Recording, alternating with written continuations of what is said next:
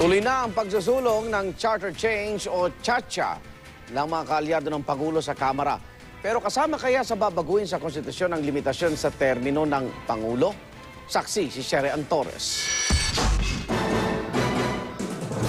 Uminit pang lalo ang indak ng CHA o charter change sa Kamara.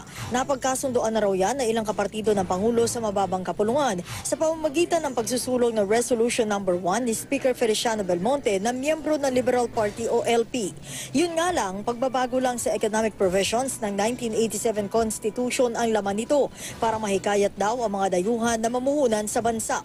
Wala rito ang pagsusulong ng pinalawig na termino ng Pangulo, bagay na hindi raw tinututulan ng Pangulo base sa panayam sa kanya ng TV5 kamakailan. Sabi mismo ni Belmonte, hahadlangan nila ang anumang pagbabago sa konstitusyon na may kinalaman sa politika. Sabi naman ng Secretary General ng LP, walang usapan sa political provision of the Constitution. Wala. Hindi nakikita there's that sense of urgency. At kahit pabukas dyan ang Pangulo, wala raw utos ang palasyo na isulong yan ayon kay House Majority Leader Neftali Gonzales II. Sabi naman ng liderato ng Senado na kapartido rin ng Pangulo, there is no official party stand. On CHA? Yes, there is no official party. Pero kung economic provisions lang ang babaguhin sa saligang batas, makatulong naman kaya yan sa kagustuhan ng Pangulong magpatuloy ang kanyang nasimulan? Ang sinusulong ng administrasyon ay yung 26 priority measures.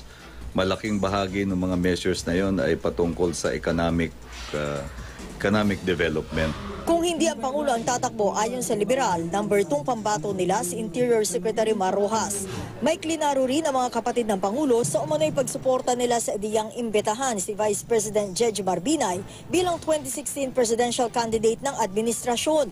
Hindi raw nila sinabing napili nilang manok si Binay.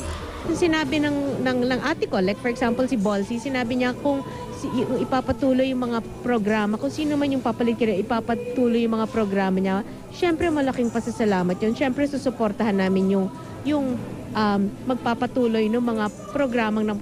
Ako si Sherry Torres, ang inyong saksi.